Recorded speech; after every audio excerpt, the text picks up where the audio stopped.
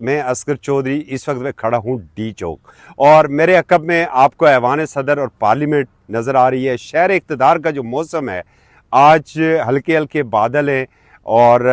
अबर आलूद भी होने जा रहा है। शहर इक़्तिदार का जो मौसम है ताहम सियासी मौसम जो है उसमें से अब काफ़ी हद तक बादल छट चुके हैं और आज बिलखसूस वज़ीर आज़म शहबाज शरीफ की जानब से जो पाकिस्तान तहरीक इंसाफ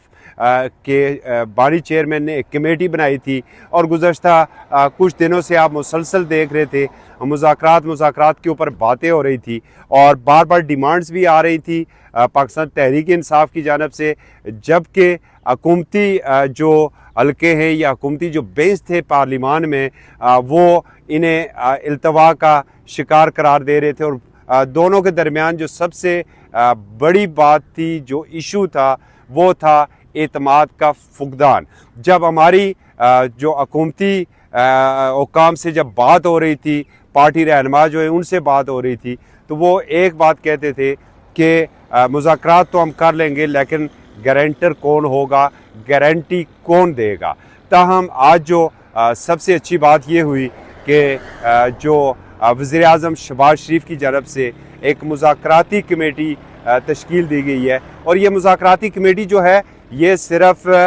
इनका तल्लक मुस्लिम लीग नून से नहीं है, बल्कि इसमें पीपल्स पार्टी के भी रहनुमा शामिल हैं, MQM के भी शामिल हैं और मुस्लिम लीग काफ के रहनुमा जो हैं वो भी इसमें शामिल है और इस्तेकाम पाकिस्तान पार्टी के जो अलीम खान है वो भी इस कमेटी के मेंबर है। तो एक इसे हम कह सकते हैं कि ये बड़ी हाई पावर मुज़ाकराती कमेटी है, वो तश्कील हो चुकी है। और जो स्पीकर की जानब से स्पीकर सरदार अयाज सादक जो जिनकी मुसलसल ये कोशिश थी और वो मुफाहमत के लिए बैक चैनल जो राब्ते हैं वो उनके जारी थे और उन्होंने इसके ऊपर जो अपना रद्द अमल दिया है उन्होंने उसे खैर मकदम किया है और उन्होंने कहा कि बहुत जल्द जो है अपोजिशन यानी कि पाकिस्तान तहरीक इंसाफ और हुकूमत की जानब से जो बनाई गई ये मुज़ाकराती कमेटी है इनकी वो मेज़बानी करेंगे, उन्हें एक मेज़ के ऊपर बिठाएंगे और जो भी मसाइल हैं उनका हल बिलाखिर मुज़ाकरात की मेज़ पर ही निकलता है। जो बैरिस्टर गौहर हैं पाकिस्तान तहरीक इंसाफ ने की जानब से खैर मकदम किया गया है, जो वज़ीर आज़म की जानब से जो ये कमेटी बनाई गई है और अब ये लग रहा है कि पाकिस्तान तहरीक इंसाफ और हुकूमत के दरमियान अगर ये मुज़ाकराती अमल शुरू हो जाता है तो उनके दरमियान जो ये तनाव था, जो सियासी कशीदगी थी, ये बर्फ़ काफ़ी हद तक कम हो सकती है। और यही डिमांड बार बार जो है वो पाकिस्तान तहरीक इंसाफ की गुज़श्ता चंद हफ्तों से ये सामने आ रही थी और बिलखसूस ये जहाँ पर मैं खड़ा हूँ जिसे डी चौक कहते हैं और अमूमन पाकिस्तान तहरीक इंसाफ जो आजकल जो उनकी चल रही है कैंपेन भी चल रही है, बयानिया भी है कि डी चौक के हवाले से कि गोली क्यों चलाई, तो ये वही डी चौक है। लेकिन अब जो हमें ये लग रहा है कि हुकूमत और अपोजिशन किसी न किसी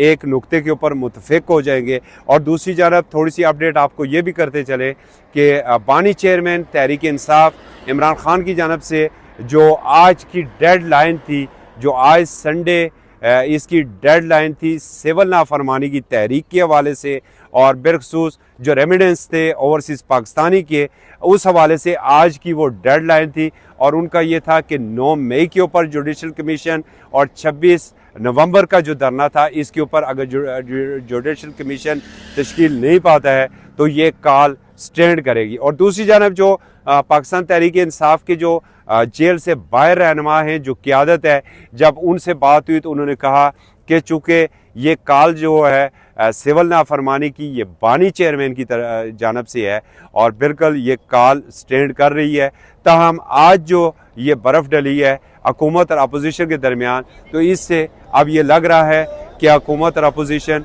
किसी एक पेज के ऊपर आ जाएंगे और जो तनाव था बिलखसूस वो किसी हद तक कम हो जाएगा। इसके साथ थोड़ी सी आपको आगाही ये भी देते चले कि जो 26 नवंबर का जो धरना था उसमें जो सैकड़ों की तादाद में कारकुन गिरफ्तार थे। अमूमन माजी में तो ये होता था कि जब कोई भी इनका प्रोटेस्ट था लॉन्ग मार्च था, धरना था, जो कारकुन गिरफ्तार होते थे वो दूसरे तीसरे दिन उनके जो केसेस थे वो खारिज हो जाते थे। मगर अब मुसलसल उनके केसेस भी चल रहे हैं और उन्हें मुख्तलिफ जेलों में भी मुंतकिल किया गया है। और पाकिस्तान तहरीक इंसाफ के इस मुज़ाकरात के हवाले से जो एक बड़ा मुतालबा होगा वो होगा असीरान 26 नवंबर की रिहाई, और ये उनका सबसे पहला और बड़ा मुतालबा होगा और इसके बाद बातचीत आगे चलेगी। तो अब तक के लिए इतना ही। ये शहर इक़्तिदार की ताज़ा सूरत हाल थी जिससे आपको आगाही दी। मुझे इजाज़त दीजिए। अल्लाह हाफ़िज़।